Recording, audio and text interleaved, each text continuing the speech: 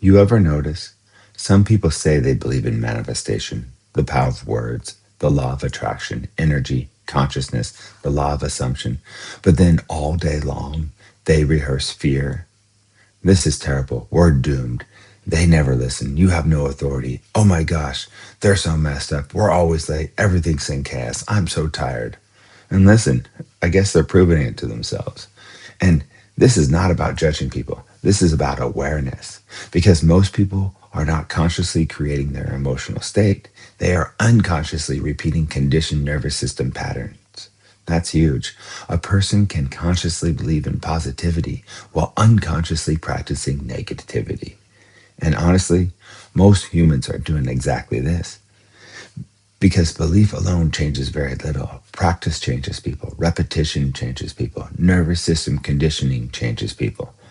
See, manifestation is not just vision boards and affirmations. Manifestation is your repeated emotional state, your repeated language, your repeated reactions, your repeated focus, your repeated identity. And what you rehearse, you strengthen. And neuroscience backs this up completely.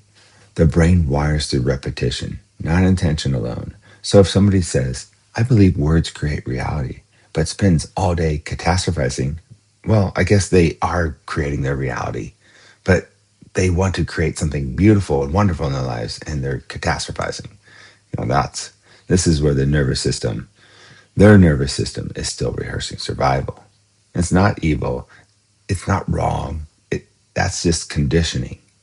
And this is where relationships become difficult because when somebody blurts out negativity constantly, it affects the emotional environment around them, especially in families, especially around children, because children absorb nervous systems more than lectures.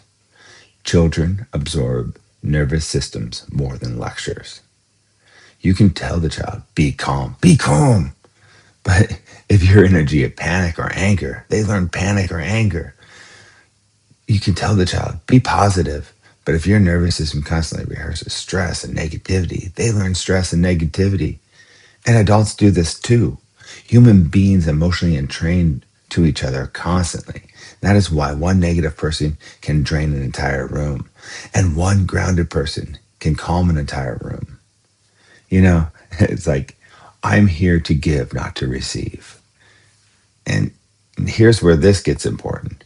When someone says something triggering like, you have no authority over your children, your nervous system wants to react instantly. You're like tension, anger, defensiveness.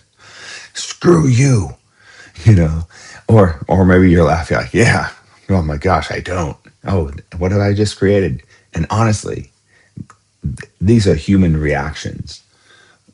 But awareness asks a deeper question. Why did that sentence create such a strong emotional charge inside me?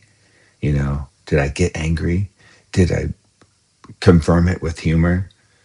And this is the real work because manifestation, self awareness, meditation, inner healing is not about controlling everybody else.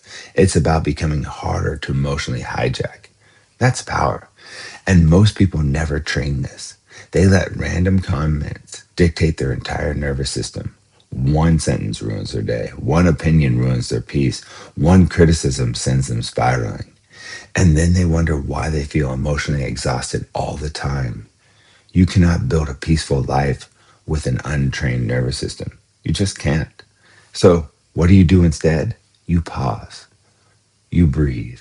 And instead of immediately reacting, you observe. Interesting. That triggered me. Why?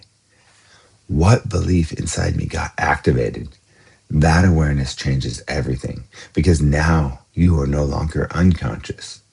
Now you're observing the program instead of becoming the program. That's manifestation work. That's meditation in real life.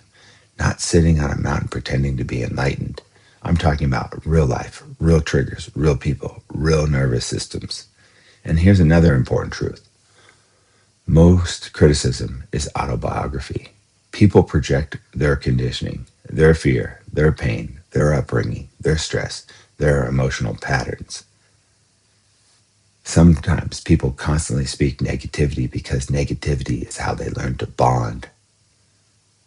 Blaming, complaining, justifying.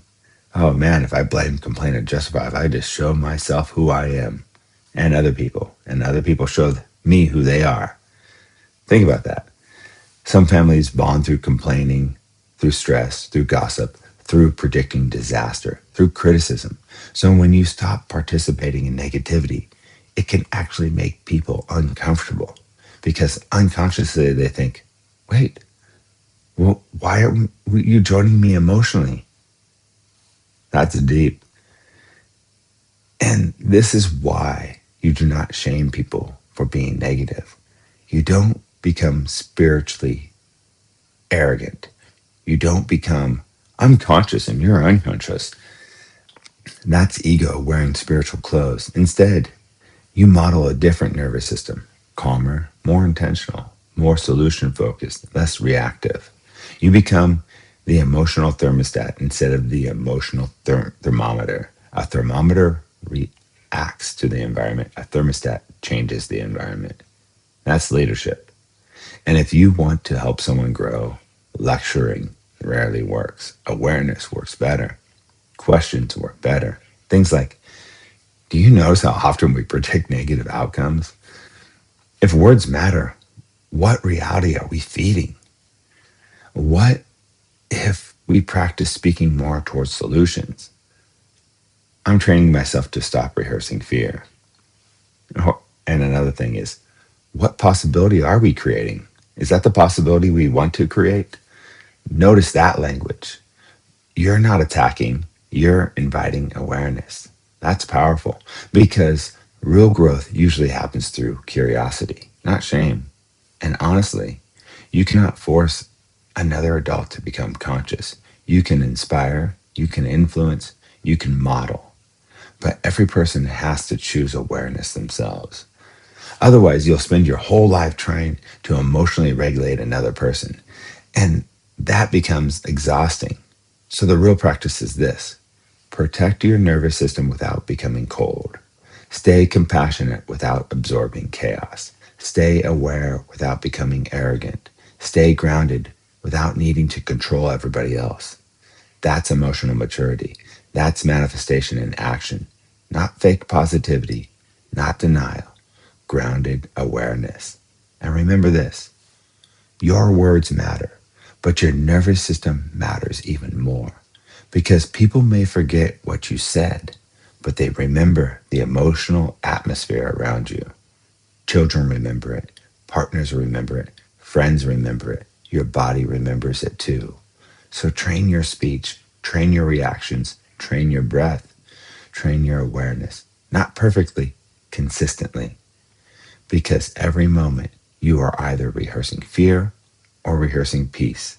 Rehearsing, you are rehearsing possibility. And eventually, whatever you rehearse most becomes who you are. Here are some affirmations to help you on your journey. I choose awareness over reaction. I do not rehearse fear all day. My words create emotional momentum. I train my nervous system daily. I become grounded under pressure. I protect my peace. I respond consciously. I practice emotional mastery. I do not become chaos. I become intentional. Love and peace, my friends. Enjoy this day. I wish you wisdom and understanding.